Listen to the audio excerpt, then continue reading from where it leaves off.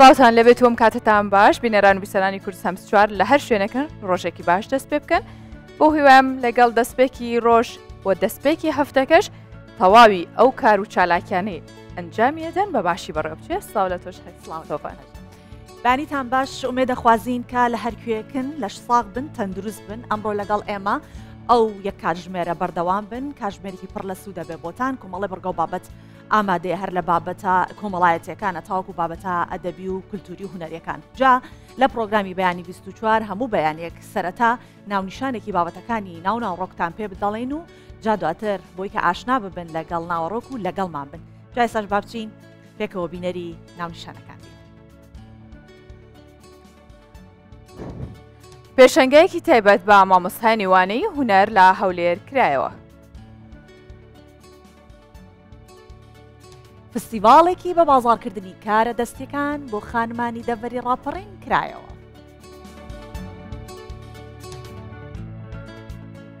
لەم مانگەدا شەوان پلەکانی گەرمان لە شاری ئەردەخانی باکووری کوردستان دەگاتە 18 پلەی ژێر سفر.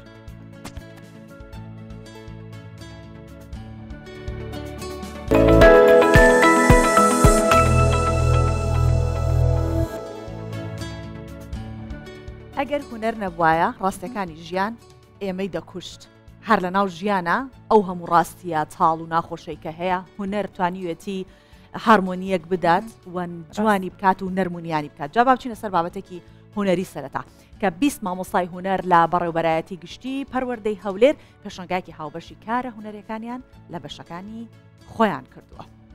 کە بەشەکانی شێوەکاری خۆشنووسی سیرامێک پەیکەرتاشی هەمووەمانی گرتوتەوە لە گەلەری میدیا کارەکانیان نمایشکراوە ئەم پێشەنگەیە هەنگاوی ساڵانەی بەڕێوەبەرایەتی پەروەردەی ناوەندی هەولێرە بۆ ئاشنابوونی مامۆستایانی هونەر تا قوتابیان بۆ کارە هونەرەکانیان هان بدەن و ئەزمموی هونەری لەگەڵ یەکتردا بگۆڕنەوە.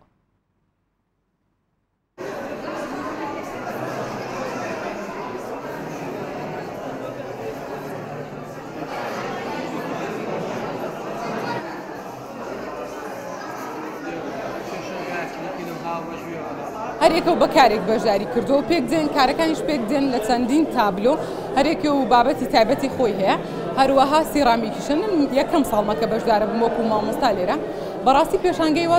زۆر گرنگە کە بۆ مامۆستایان بکرێتەوە و یارمەتیدەرێکە کە قوتابیان بتوانن سوودی لێ وەربگرن.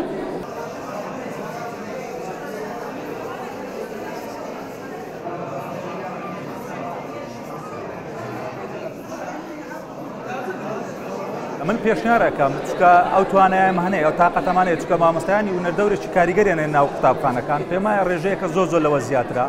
ئەتوانن بۆ پێشانگایەکانی تر یاخود هەر بەرنامەیەکی کە لە داهاتوو هێنا ڕێژەیەکی یەکجار مامۆستایان بەشدارن تێدا بکە لەو پێشانگایە.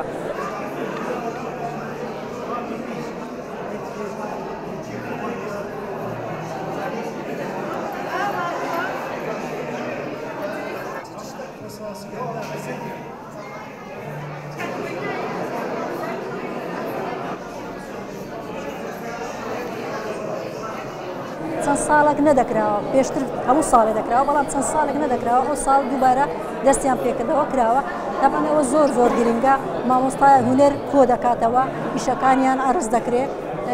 و دەتوانین بەردەوام لە کارەکانیان خەڵکی تریش بتوانین بەشداری زیاتر لە کاری هونەری بەشدار بن.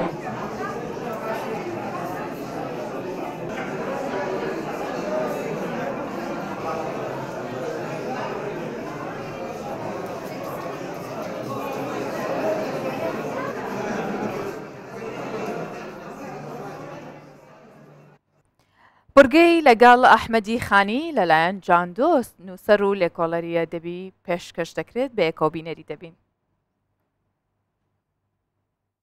دەم باش ئەم دیسە هاتن حزورە ئەحمەدی خانی و فکرێن وی حزورە هەلبەستاوی حزورە مەموزیناویە گەلێکی بنرخ. ئیرۆ ئەمێ دەرباسی مژارێک دن ببن 105 بیت چوون مە هەموو نەخواندن لێ ئەس ببێژم تشتێ گرنگ ژێمە خواندن تشتێ مە ناس کرد پێشگوتنا مەموزینێ چییە و چاوایە لەڤر ئەمێ بێن هنركج هنرين هلبستا إسلامية كيفن مدح بيخنبر مدحية هابون قالك مشهور هي بردة هلبستا بردة أبو سيريا دناف وجاء إسلامي ده كو مدح بيخنبر نبيسيا ولساروي قالك شروفات شيبون وكوي هات نبيساندن أحمد خاني جيد بيشغوتنا مموزين ده مدح بيخنبر كريه كان بنيرن أحمد خاني چگوتیه چاوا پسنو وصف پیغمبر محمد دای ای پادشه بلند پایه خورشید فلک نشین سایه نعتیت بعلم من محاله مداح جبوت ذوالجلال از دی چه بیجم ای شهنشاه وصافته كلام الله شاها جترى خوش اسم ياسين طه جترى طل اسم ياسين هر اف بس اي حبيب مختار باري جترى بجيت صوند خوار صد جاري بجيت اي كرم كار قردي مهبن قنه دو صد جار صد مرتبة قر ام خراب اما جتنا اميد ناب حتى بقي تخانية جار ناپاك وبليد واجب النار أوجي بخرابي والصييني دعواد كتن بأمتيني ويبد عملي وكي كلابا باري بك بيروي صحابا دفردا أمي بيت ببيت بماشن وبنيرن معنا فان قوتنين هناك زحمت تيدا وفكرين نزلال تيدا چنا أمي جوارا شروفا بكن أي پادشه بلند پايا يعني محمد پیغمبر محمد بپادشه کی بملكه کی کو پايا بلند و برز وصف دكا بلند پايا خورشيد فلك نشين وسايا يعني ويد شبهنا الروجا كل فلكان شوق ده نعتي تبع علمي من محالة يعني لقول زانينا من أسبسني تبدم وصفي تبكم تشتكي نبي كانت تشتكي مستحيلة نايكرن يعني ند طاقة من ده خاني دبيجة نعتي تجب بعلمي من محالة مداحي جبوته ذو الجلالة إيكو مدحي تذكار بك وبسني تباش دزانا بك وخدايا ذو الجلال خدايا بهيبته وبقوة دو قرآن ده جيب راستي جي مدحي بيخنبر هيا وإنك لعلى خلق عظيم دي قال لك جيان ده فبما نعمة من ربك لنت لهم ولو كنت فظا غليظ القلب لانفضوا من حولك قال لك آيات هنا مدحي أخلاقي بيخنبر دكن ومدحي صفاتي ويدكن خاني جيد بيجا أنجخ خودي يعني بكاربة مدحي تبكى أو قصدت بلندي وهيجاي شاها جترى خوش اسم ياسين شاها أو آية لدو قوتنا شاه وكو آلافكش بو بانكريني دي كردي ده افتنه لي اوجو فارسي آنية دي فارسي ده هيا شاها حقا خدايا ابهمو جبو بانكرينا كسكينة دي كردي ده او هيا هيا جبو نيرومي لي دي فارسي ده او آية يعني شاها اي شاهي شاها جترى خوش اسم ياسين ناوي ياسين جترى ناوي كي خوش ياسين دو قرآن ده سورتك جهاية بالنابي ياسين مش خود دو حرف النياء والسين إجار قالك دبيجن مفسران أو نابك جنابين بيخنبر شاها جترى خوش اسم ياسين طه جترى طلسم ياسين طه جي نابك جنابي بيخنبر طاسين جي سورتين القرآن نقو حرف تيدان الطاء والسين قالكن دبي او جبوته طلسمك يعني تدباريزه افانا ايات تدباريزن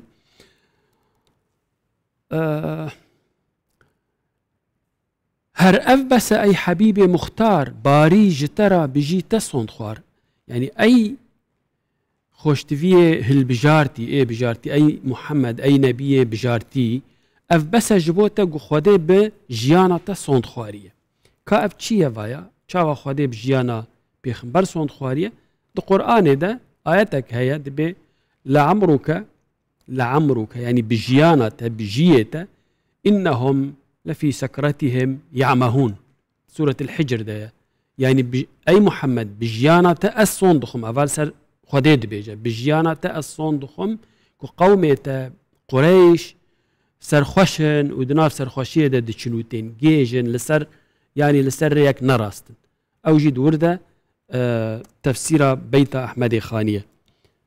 باري نافي خدية باري جترا بجيتا بجيانا صوند خوار بله گردێ مە هەبن سەد جاری بژیتە ئەی کەرەمکار گردێ مە هەبن گونەه 200 بار ئیجار ئەفخانی دبێژە بێ 100 جاری ئەم بە ژیانەتە سۆن دخۆن ئەی خودیە کەرەمێ ئەی خودیە بەخشینێ ئەگەر گونەهێمە بە بارانجی هەبن 100 مرتبە گەر چ ئەم خرابن گەلک ئاوایانجی بە 100 ئاوایانجی ئەم خراب بن و نەباش بن ئەمما ژتە ناومید نابن لێ ئەم ji şefaata te bêhêvî nabin yani em çi qas xirab bin gunehê me çi qase gelek bin em çavereyî ku tu şefaata me bikî tu mehderiya me li cem Xwedê bikî ev jî gelek di İslamê de heye ku pêxember wê mehderiya ummeta xwe bike şefaatê ji wan re bike ji Xwedê re wê bêje wan bibexşîne bide xatirê min xanî jî vê dibêje heta bigihîte xaniyê jar napak û pelîd û wacibun nar يعني أو جيجتا بهيفية حتى أو خانية نباش أو خانية خراب أو بحثا خودك أو نباقج أو دوجه جهنم حق كرية أو جيجتا بهيفية حتى بقهي تخانية جار ناباك وبليد واجب النار أو جي بخرابي وصييني دعوة دكتن بأمتيني أو جي لقال خرابي أخوة لقال سنج و أخلاقي خوي أو دبيجة وقت صيانة يعني حاشي خاني أو جي دبيجة أز جو أمتا تما ما دام جو أمتا تا شفاعة جبو بيجي دردكبة وي بد عملي وكي كلابان وي أو بد عمل أو يقول كاري وي بيسن وي بد عملي وكي كلابان باري بك بيروي صحابان يعني ويجي بدا سريا صحابيان كو باور مند بن و أوجي كتنا برشفاعة بيخنبر لفي داري أم دقين داوية خلق أخوة أمي بندوارية خلق كدبكن إن شاء الله بخير وخوشي أمي وببينن هرهبن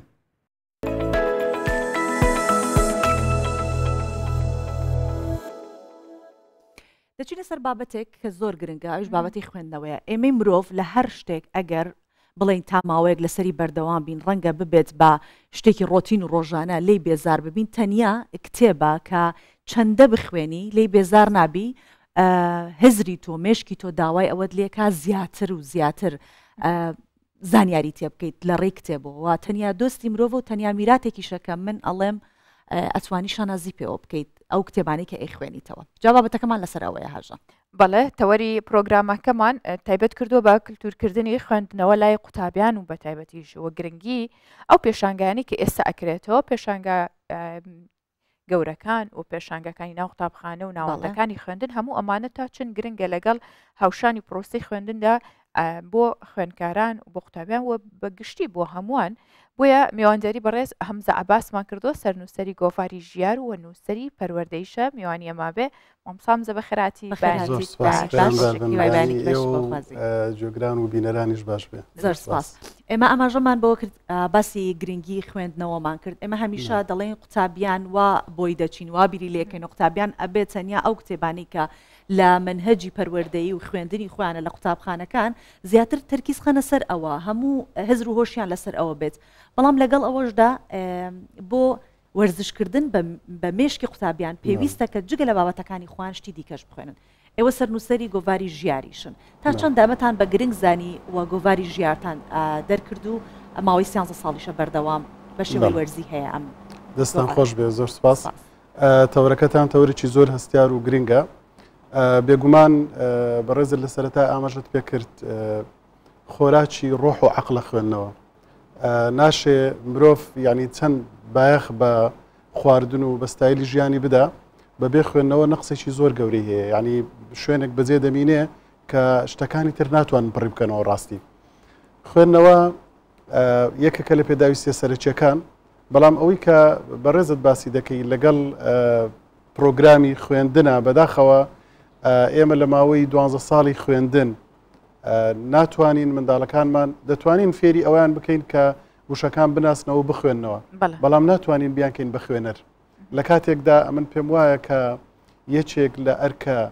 سەرچیەکانی پرۆسی پەروەردە و فێرکردن لە هەر وڵاتێکە بریتێ لەوەی کە مرۆڤی خوێنەر دروستکە ئەو پرۆگرامانی کە هەیە لە قوتابخانەکان لەبەر ئەوەی سیستەمی خوێندنی ئێمە وایە بە شێوەی ئیجباری داوە لە قوتابی دەکرێت بخوێندرێتەوە خۆتان نەزانن مرۆڤ سروشتێکی سەرکەشی هەیە لەوانەیە هەموو جار دەستەمەوەی ئەوە نەبێ ڕازی بەوە نەبێ کە بەرامبەرەکەی پێ بڵێ دەبێ ئاوا بکەیت لەوانەیە ئەم شێوازە مامەڵەکردنە لەگەڵ قوتابیان وای کرد بێ کە بە زۆرێک لە زۆرەکان لە خوێندنەوە بتۆرێن زۆر گرنگ بوو بۆیە بەشێک لە وڵاتانی پێشکەوتوو زۆر تەرکیز لەسەر بابەتی پرۆگرامی خوێندن ناکەن یەکێک لە سوودەکانی ئەوەیە کە قوتابیان خۆیان دەگەڕێن بە دوای سەرچاوەکانی زانستدا ئەمە یارمەتی دەرێکی زۆر باش دەبێت نەک ئەوەی کە تۆ قوتابیەک ناچارکەی بەوەی کە دەبێ ئەم بابەتە بخوێنیەوە یان دەبێ ئەم کتێبە بخوێنیەوە تەنانەت بابەتەکانی نێو کتێب دەتوانم بڵێم بە جۆرێک لە جۆرەکان بۆتنە هۆکار بۆ ئەوەی کە قوتابیانی ئێمە زۆر عاشق بخوێننەوە نەبن چونکە بە جۆرێک لە جۆرەکان لەسەریان فەرز دەکرێت کە بخوێننەوە یا ئەوەتە ئەم بابەتانە تاقیکردنەوەیان لەسەر خۆتان نەزانن هەر بابەتێک تاقیکردنەوەی لەسەر بوو زۆر خۆشەویست نییە لەبەر ئەوەی ئەمە زۆرێکە لە محاسبەکردن زۆرێکە لە دەچێتە بابی جەبرەوە دەچێتە بابی جەبرەوە دەچێتە لە قالبدان و لە چوارچێوەدانەوە لەبەر ئەوە تۆزێ قورسە ڕاستەکەی بۆیە من دەڵێم کە پرۆسەی خوێندن و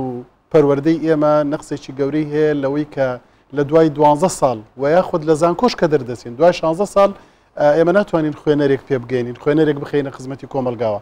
و هەموو نیشانەکانی نەخوێندنەوە لە ناو کۆمەلگەی ئێمە ئێستا بەداخەوە بە دەرکەوتون کە باەخ بەم بوارە نادرێەوە بە تایبەتی توێژی قوتابی و خوێنکار باشە وامسا ئەتوانین بڵێن ئەوانەی کە خوێنکارن یاخود بڕوانامەیەکیان هەیە خوێنەوارن یاخود خوێنەرن پرسیارەکەت زۆر دقیقە ڕاستەکەی لەوانەیە خوێندن یان خوێندەواری یان خوێندنەوە بە پێی قۆناغ پێناسەکەی بگۆڕێ دەڵێن ئێستا پێناسی نوێی خوێندەواری ئەگەر کەسێک بەواتای لە ڕوە تەکنیکیەکەیەوە بزانێت پیت و وشە لێک بدا و وشە دروست بکە یان بخوێنێتەوە لەواتە سەرەتاییەکانی تێبگا ئەمە خوێندەوار نییە ئەسڵەن ئەوەی کە بتوانێت لەم کاتەیە تەکنەلۆژیا بەکاربێنێ بە دروستی و سوود لە تەکنەلۆژیا وەربگرێ بۆ سەرچاوی زانیاری خۆی و بۆ خزمەتکردنی خۆی و کۆمەلگەکەی باوانە دەوترێ خوێندەوار نا ئەوەی کە بڕوانامە وەردەگرێ بەداخەوە پێشتر لە سیستەمی خوێندنی پێشوودا کە سیستەمی حجرە و مەلایەتی بوو پێیان دەوت ئیجازە یان مۆڵەت ئەم ئیجازەیە بۆ ئەو بوو کە ئیدی لە ئێستا بەدواوتۆ بۆت هەیە بەبێ مامۆستا بخوێنیەوە نەک ئەوەی کە تەواو تۆ هەموو شتێک قەپات کە و بڕۆ ئیدی پێویستە نابێت تا مردن ئەوەندە تشت پێەیە کە پێویستت بخوێنەوە نەبێت ئێستا لە زانکۆکانە کاتێ بڕوانامە بە کەسێک دەدرێت تا بڕوانامەکە بەرزتریش بێ و دەستی هەوراستر تقریبا ئەوەی لێ دەخوێندرێتەوە کە بڵێن ئیدی تەواو تۆ پێویستت بخوێنەوە نەما تەنانەت نوکتەی خۆش لەسەر ئەم بابەتەیە دەڵێن خەڵکێکە بۆ کە دوای ئەوەی بڕوانامی دکتۆرای وەرگرتووە کتێبەکانی فرۆشتون یا ئەوە تا تویتی کە چیتر من پێویستم بخوێنەوە نییە لە کاتێکە خوێندنەوە دەتوانین ڕێک لێکچواندنی بۆ بکەین لەگەڵ خواردنە نازانم مرۆڤ کە تا دەمرێ دەستبەرداری خواردن نابێ نازانم چۆن دەستبەرداری خواردنی ڕۆح و عقلی ببێت باشە چۆن ئەڵەوەکو تاقیبێک لە پرسیارەکەی هاژەوە با بچینە ناو ئەو بوارەی کە باس لە خوێندنەکات دوایین پێناسەی یونسکۆ بۆ خوێندن لەبارەی خوێندنەوە ئەوەیە کە ئەڵێ دروستە ئەو کەسانی کە تەنیا بخوێننەوە مەرجنیە خوێنەر بن سەرەتا یەکەم جا پێناسەکەوا بوو دواتر جەنابەت ئێستا ئاماژەت پێ کرد کە ئەوەی کە لە تەکنۆلۆژیا بزانێ دوایین زانیاری و دوایین توێژینەوە یونسکۆ ئەڵێ ئەو کەسەی کە ئەتوانێت بەکاری بهێنێت تەکنۆلۆژیا و بخوێنێتەوە کەسێکی تر فێرکات ئەوە پێڵەن خوێنەوار کەواتە ئێوە چەندێک هەوڵتان داوە بتوانن خەڵک فێری خوێندنەوە بکەن ببن بە خوێنەوار هەم ئێوە بە ناوی خوێنەوار ناونشان بدرێن و هەم ئەوانیش کە ئەخوێننەوە ببن بە خوێنەر و حەزی خوێندنیان لەلا دروستکەن بە تایبەتی قوتابیان بەڵێ بێگومان ئەوە ئەرکەکە گشتگیرە ئەرچیلایەنێک بەتەنها نییە پرۆسەی پەروەردە پشتی شێری هەیە لەم بابەتە کە چۆن بتوانێت کار ئاسانی بکە خۆشببختانە پێم وایە ئێستا هەندێک بابەت لە بەرنامەدا هەیە بۆ ئەوی کە قوتابیان لە بازنەکانی یەکەم و دۆم و سێمەوە سەبرە لەسەر خوێندنەوە ڕابهێنرێن وەکو ئەزمون پێم وایە وەزارەتی پەروەردە دەیەوێت شتێک لەم بابەتە بکە. ئەمە جێی دەستخۆشیە لەبەر ئەوەی تەنانەت شێوازی خوێندن و داڕشتنی پرۆگرامەکان کاریگەری باشیان دەبێت لەسەر ئەوەی کە ئەم مرۆڤ خوێنەر دەرچیان نە. بۆ نمونە پێشتر ڕێگایەک پێشنیار کرابوو کە قوتابیان دووچار بەوە بکرێن باس و توێژینەوە بنووسن و هەر لە سەرتاوە لەسەر شتی سادەوە ڕابهێنرێن دوای وردە بابەتەکانیان بە پێ قۆناغی خوێندن لە بۆ یعنی بەهێزتر کردووە. گۆڤاری ژیار کاری لەسەر ئەوە کردووە کە زیاتر لە گۆڤاری ژیارە مامۆستا بە ئامانجیراوە مامۆستا سنتەرە تا ئەندازێک. ئێمە دەمانەوێ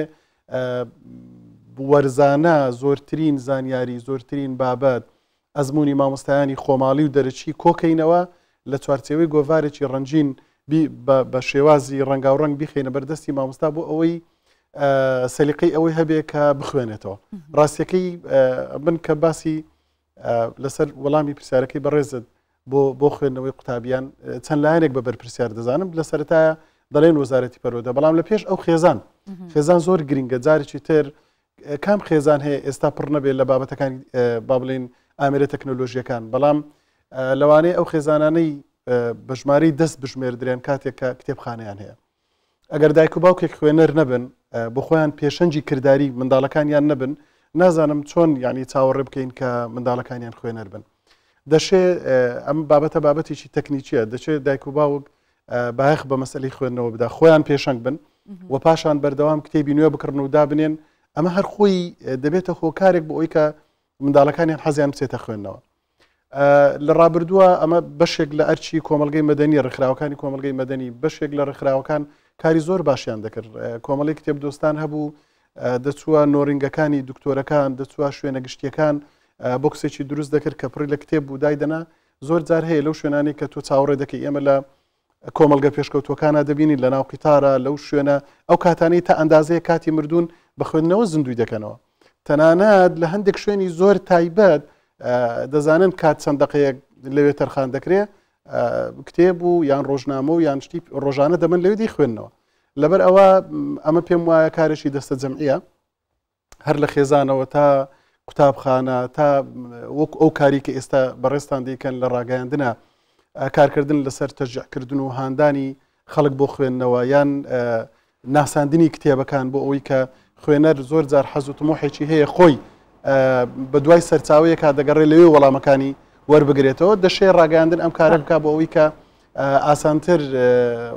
با بڵێن سەردا بکەوێتە دەست ئەوانەی کە عوداڵی خوێندنەوەن. باشە مامۆستا ئێستا ئەبینین لێرە و لەوێ لە پارێزگاکان لە ناوچەکان لە هەر لایەک پێشانگاکرێتەوە جا لەسەر ئاستی ئەمام ناوەند بە یاخود بە شێوەیەکی گەورە و فراوان بێت. ئەمانە تا چەند گرنگیان هەیە لە یاخود ڕۆڵە بینن لەسەر بە کللتورکردنی خوێندنەوە.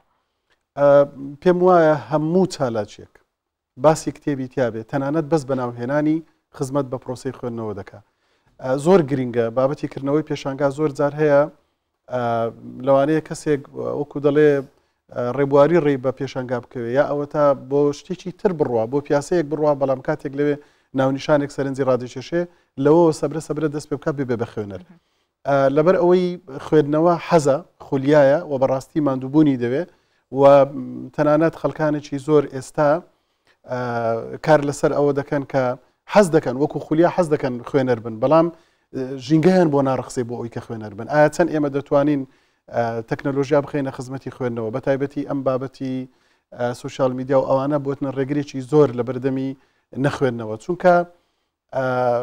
لە یەکێک لە دانیشتەکان لەگەڵ مامۆستای بەتوانە و ناسراوی هەولێر ممتاز حەیدەری کە زۆر باەخ بە بواری کتێب و کتێبخانە و خوێندنەوە دەدا باز لەوە دەکرا کە ئایا هەر بەڕاستی ئێستا بابەتی تەکنۆلۆژی شوێن پێی بە کتێب لێش کردووە یان کاریگەری لەسەر کتێب دروست کردووە ئەو کە وەکو دەڵێ بە پیری نێو کتێب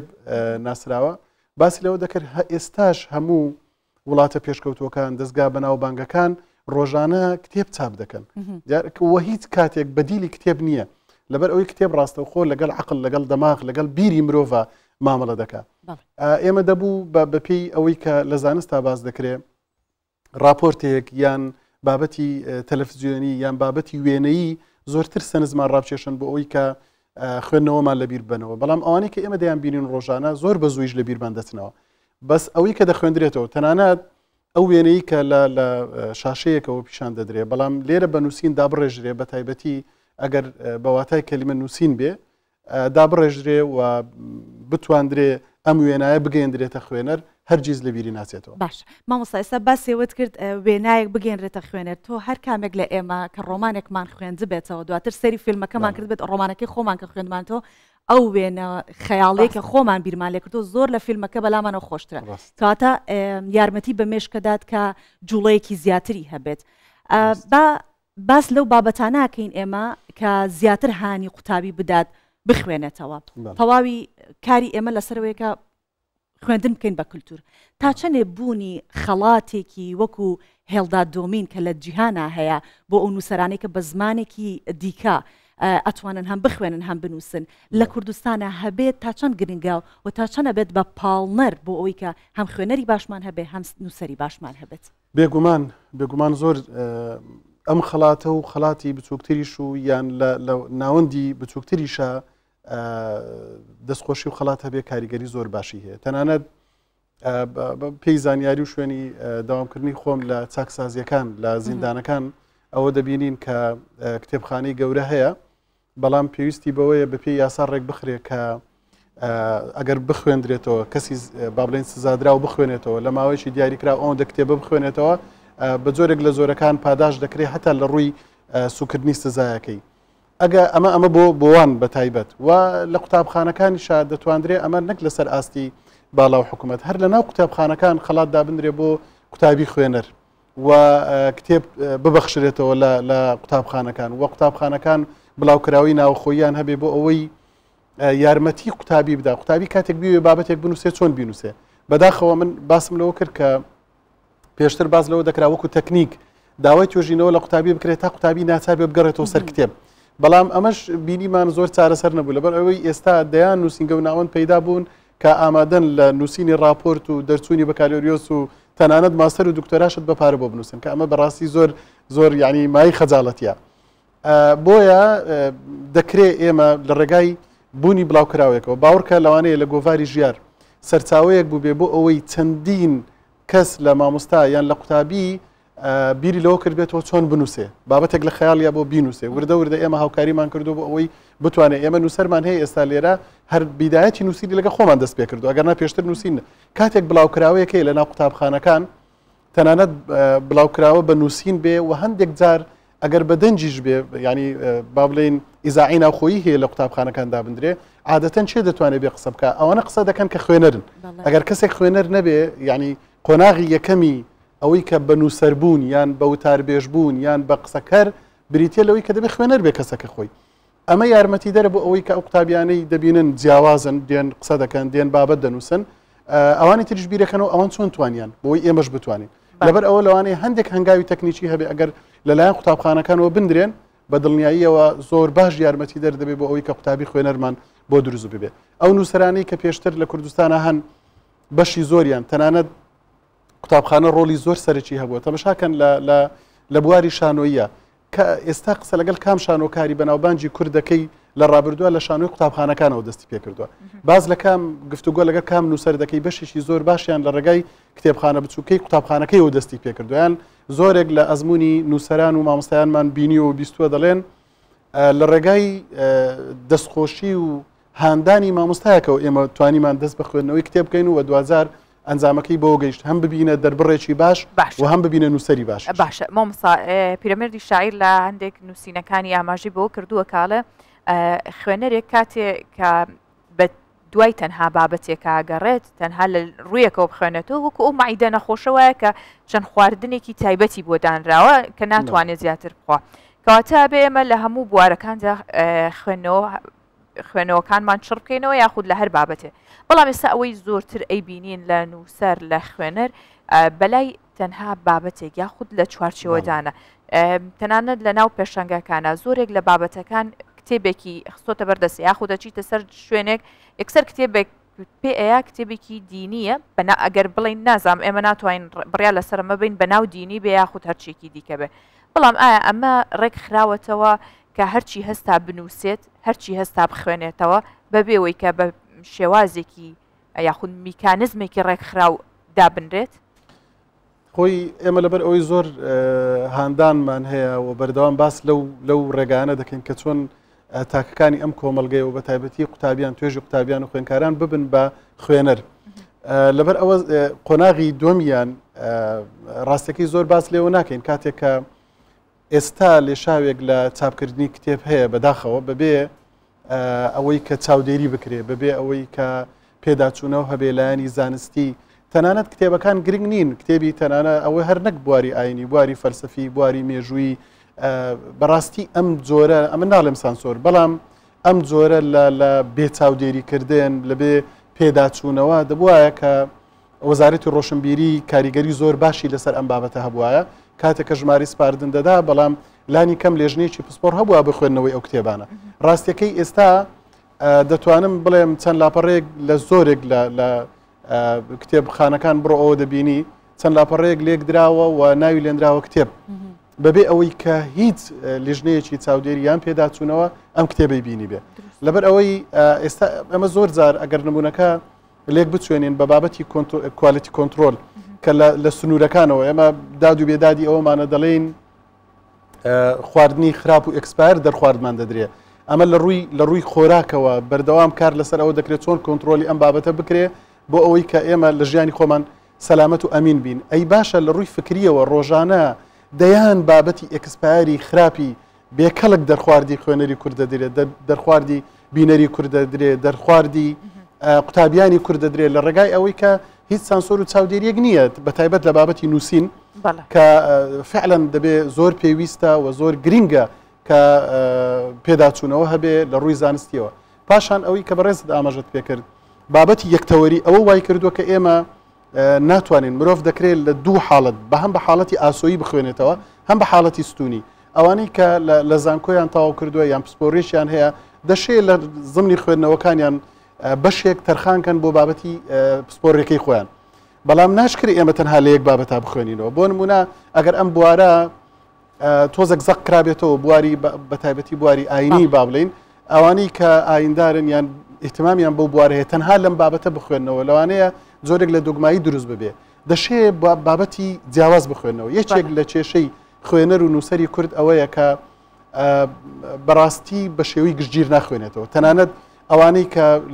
لە بواری دژ یان بواری پێچەوانە لە بوارەکانی نەئاینی دەخوێندنەوە ئەوەندە توندن ئەوەندە بێ ئاگان لە بواری ئاینی کاتێک کە دەنووسن و قسە دەکەن ئیتر ئینسان بەڕاستی هەست بە خەزاڵەتی دەکات کاتێک کە بواری پێچەوانش بە هەمان شێوە. لەبەر ئەوە زۆر گرنگە ئێمە مرۆڤێکی ڕۆشنبیرمان هەبێت. ڕۆشنبیر بە واتایە یەکێک لە پێناسەکانی ڕۆشنبیر ئەوەیە کە لە هەر شتێک بزانێت و لە شتێکیش هەمووی بزانێت. ئەمە پێناسەیەکی کۆنە بۆ بابەتی ڕۆشنبیری. هەر بەڕاستیش زۆر لە جێی خۆیەتی کە ئێمە بە شێوەی گشتی بخوێنینەوە بەتابەت بابەتی دش ئەگەر ئێمە دەمانەوێت عەقڵمان بجوڵێ دەمانەوێت بیرمان با بڵێن کاریگەر بێ یاخود ئەوە تا لایەنی هۆشچیمان فراوانتر بێ زۆر گرنگ هەموو مەرجنی هەموو جارێ ئەو بابەتانە بخوێنەوە کە بەدڵی خۆمانە. ئەسڵەن بابەتی دژ باشتر مێشکمان هاان دەدا و پرسیارمان بۆ دروست دەکەوە بە دوای وەڵامە باشتر دەکەڵێت. مامۆستا حەمزە بێگومان هەرچەندە باس لەم تەوەرە بکەین هێشتا کەمە چونکە هەر لە سەرەتای دروستبوونی لەو حەقوڕینەکان کە مرۆڤ دەستی کردووە بە نووسین ئەم دیاردە شارستانێتی لەگەڵ مرۆڤ هەیە و هەتاوەکو کات و سات هەبێت و دنیا بێ ئەم بابەتە هەر زیاترە چێتە پێشەوە بێگومان دەریایەکە بە ئەوەندەکەم ناتوانین باس لە هەموو بابەتەکانی بکەین بەڵام لەگەڵەوەش سوپاسی جەناب دەکەین کە بەڕادەیەکی زۆر باش توانیمان گفتوگۆ لەسەرم بابەتە بکەین هێشتا زۆریشمان پێ بوو پرسیار بکەین و جەنابیشت زۆر زانیاری زیاترت هەبوو بەڵام دووبارە سوپاس دەکەین کاتەکەمان هەرەوە. زۆر سوپاس بۆ بەڕێستان خۆشحاڵ بووین. سوپاس.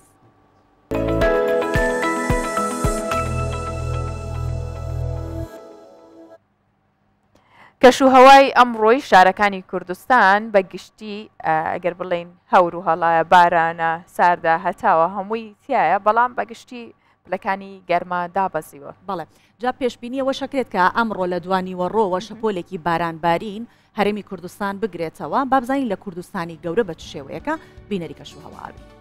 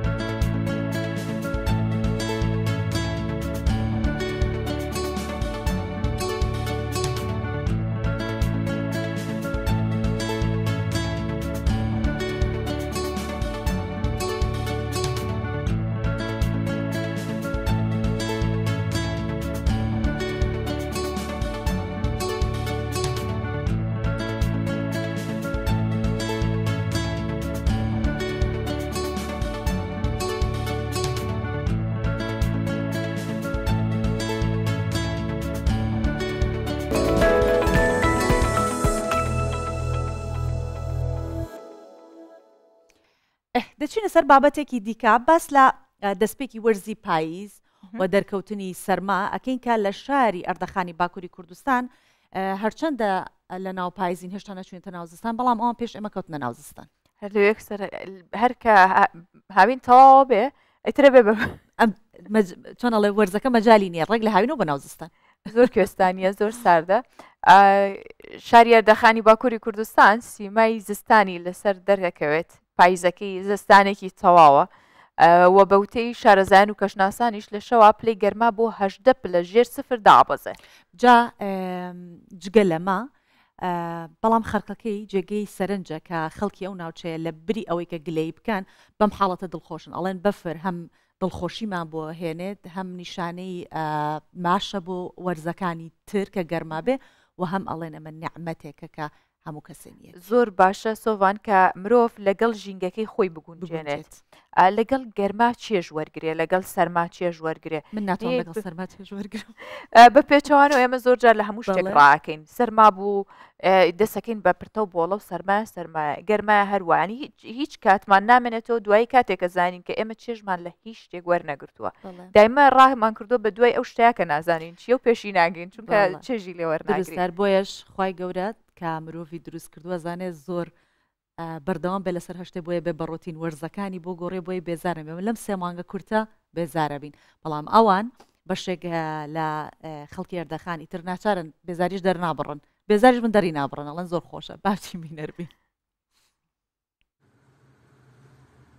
لە باژارê Erdoxanê Bakurê Kurdistanê piştî barîna berfê sermayeke dijwar gund û bajêr girtiye û cih nemaye ku qeşa negirtibe. Ji camên otomobîlan heta rê û banan û rûyê ku pelçimên daran mirov dikare bibêje li vî bajarî her tişt bûne qeşa. Termometre pileya hewayê bin 0.6 nîşan didin lê bajarokê goleyê ev pile bin 0.18.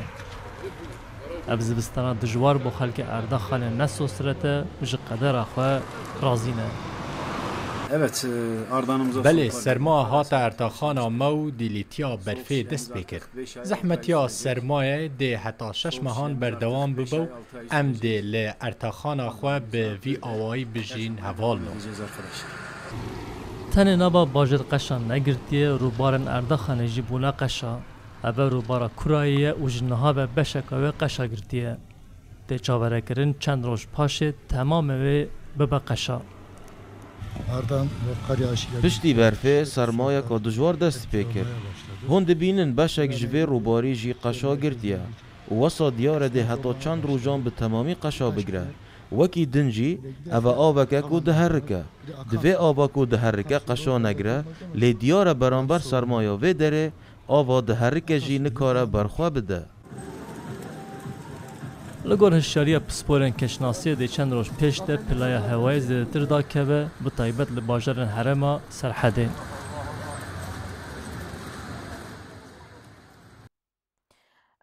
فستیڤالەکان جۆرا و جۆر بوون بە تایبەت ئەم ساڵ زۆر فستیڤالی باش کاڵین باش لەبەرەوەی دواتر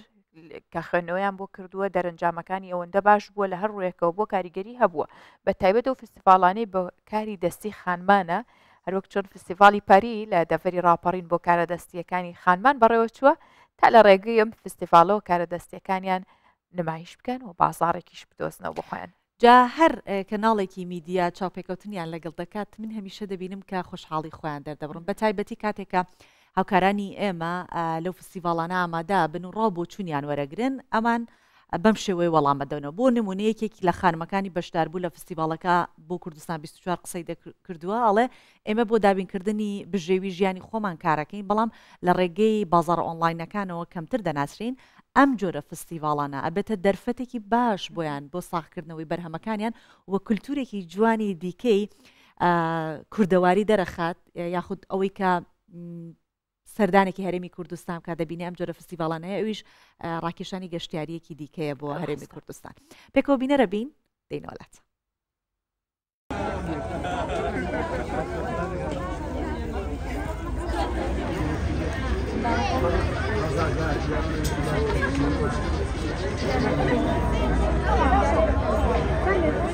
ئەم ڕێکم ڕۆژی فیستیڤاڵی پەریە لە شاری ڕانیە وەکو دەبینن ئیشە دەستیەکانی و بەهرەکانی ئافرەتان لێرەیە پیشان ئەدرێ پاشەوەی کە لە قەڵازێ بۆ ماوەی 2 ڕۆژە فیستیڤاڵە بەردەوام بوو ئەنجامی زۆر باشی هەبوو بۆش بڕیاردرا کە لە شاری ڕانیەش بۆ ماوەی 2 ڕۆژ بەردەوامی پێ بدرێت و ئەمە جێگای خۆشحاڵیە و سوپاسی ماڵی کەلەپوری قەڵازێ ئەەکەین بۆی کە ڕێگەپێدانی پێداوە بۆ ئێمە کە بەشداری لەم فیستیڤاڵان بکەین و بەهرەکانی خۆمان بسەپێنین.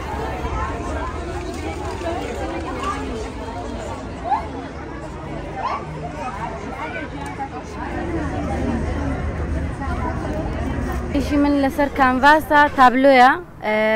زیاتر شتەکانی مزدەقن یعنی چۆن دەڵێ ئیشی دەستەکەی پێوە دیارە بە شازی بارزم کردووە کە زۆر کەم هەیە لە سلێمانی ئەوانە هەیە بەس بەڵام گرانە چۆن دەڵێ بەس لەلای ئێمە شتەکان هەرزانتریشن بەس خواستیان کەمە دووەم جارە فیستیڤاڵ بکرێتەوە خۆشحاڵین زیاتریش پەرەی پێ بدرێت لە ڕێ و فیستیڤاڵان ئێمە دەناسرین چکاتی لە ڕێ ئۆنلاینەوە زۆر زۆر شت کەم دەفرۆشرێت ئێمە نەناسراوین لە ڕێ فیستیڤاڵەوە دەتوانین بناسرین.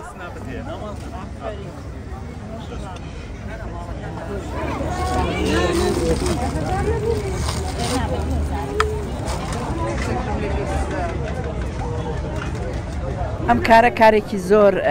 ئاسان نییە هیوادارم هەرێکێکمان کەیت بە ئاسانی بە بەردەمیانە تێنەپەڕین بەڵکو بۆستین پاڵپشتیان بکەین و سەرنج و تێبینەکانی خۆمان ئەگەر بۆ باشترکردن بۆ چاکردن کارە دەستێکانێکی کە لە ڕێگەزە گرنگەکانی گەشت و گوزار کە ئێمە گەشتیار دێتە کوردستانەوە دەمانەوەی ئاشنایکەین بە کارە دەستێکانی ژنان گەنجەکانمان بازارە کەلەپوری و کولتوریەکانمان خۆراکە کوردەوارەکانمان ئەبینی ئەمڕۆ دۆینەی تایە گفتەی تایە سەروپەی تایە دۆکڵیوی تایە گەنمە کوتاوی تایە ئەمانە ئەو خواردنە کوردەوارێنن کە لە زستانە هەمومان ئاشنا بووین لە مناڵیەوە تا ئێستا زیندووکردنەوەی ئەم چالاکیانە و بەهێزکردنی دەبێتە مای پاڵنەرێک هەم بۆ خاوەن کار و پرۆژەکان و هەمیش بۆ گەشتیار کە دێتە هەر ناوچەیەک ئاشنا ببێ بە با بڵێن سروشتی ناوچەکە لە هەموو ڕووەکانیەوە بۆیە سوپاسی دامەزراوەی کەریمەعەلەکە کەم کە بەڕاستی پاڵپشتێکی گەورەی ئەم چالاکی کردووە لەگەڵ بەڕێوەبەرایەتی گەشت و گوزاری ڕاپەڕین ئیدارەی ڕاپەڕین و دامەزراوەکانی ئێرە هاوکاری قەڵاتزێ و ڕانیە بوون ئەمەش بۆ ئێمە ڕێگەزێکی گرنگە.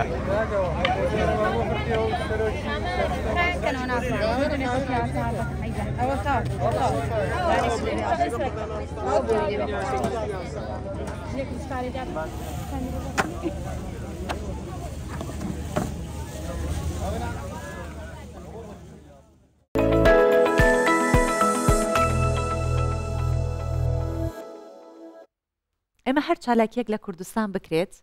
ئەگەر بینەرانی ئێمە لە بەشەکانی دیکە بن نەتوانن سەردانی ئەو چالاکیانە بکەن ئێمە لە پرۆگرامی بەیانی 24 بۆیان دەگوازینەوە. ئەم جاریان باس لە فستیڤاڵێکی دیکاکەین کە بە بەشداربوونی 36 هەڵبەستوان 28مین فستیڤاڵی هەڵبەستی کوردی لە شاری قامشلۆی ڕۆژاوای کوردستان بەڕێوەچوو. هەڵبەستوانێکی بەشداربووی فستیڤاڵەکە باسی واکە کە سەرڕایەوەی ئەستەنگی زۆرە لە پەرەپێدانی ئەدەبی کوردی لە ڕۆژئاوای کوردستان بەڵام ئەوان بەردەوامن ناوەستن جالەڕێی فستیڤاڵەوە بێ هەر چالاکێکی دیکەوە بێ ئەو ئەستەنگانە تێپەڕێنن. 28مین مهرەجانە هەلبەستا کوردی لە باژارێ قامشلۆی ڕۆژاوای کوردستانی برێڤەچوو.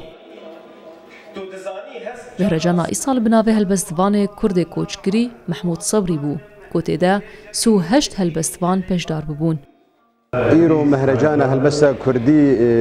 یا 28مین لەدار دەکەوێ بناوێ هەلبەستوان و نویسکارێ گەورە محمودی سەبری ئەڤیندارێ خەمگین ژبەرگ و ئەو یەک کەسێ سەرەکەت بێ مەهرەجانێ دەبوون وەکو ئیسال 59 هەلبەست ژمەر هاتن وەکو کۆمیتا نەرخاندنی ئەڤ هەلبەست نەرخاندن ژوان 36 هەلبەستەنێ بسەرکەتن هەروەها هەر ساڵ خەلاتە ئا مەهرەجانێژی تێتەرخانکردن ژی کەسایەتێک گکار و خەباتاوی دوارێ هەلبەستە کوردی هەبێ یان دوێژەیە کوردی. ji bajar û bajarokên Rojavayê Kurdistanê kesên rewşenbîr helbestvan û siyasetmedar amade bibûn. Helbestvanekî Kurd dibêje gelek astangî li ber pêşvebirin û serxistina wêjeya Kurdî çêbûne. Lêpsaya hezkirin ziman û wêje û dîroka Kurdistanê ev wêje winda nebû. Bêguman dîroka Kurdî de gevak em dişopînin wêjeya Kurdî gelekî rastî astengiya bû, şerê wê na gelekî bû, dagirkerên Kurdistan hewl dan ku wê tur nebikin, lê bi saya kesên stranvan rewşenbîr û helbestvana dîroka Kurdî winda nebû ta roja îro berdewam e. Mihracana helbesta Kurdî ji sala 1993 ve têrdarxistin. Tevî rewşa ewlehiya zehmet li Rojava û astengiyên hêzên ewlehiyê lê helbestvanên Kurd di jûrên tarî û veşartî de mihracana xwe birê vedibirin.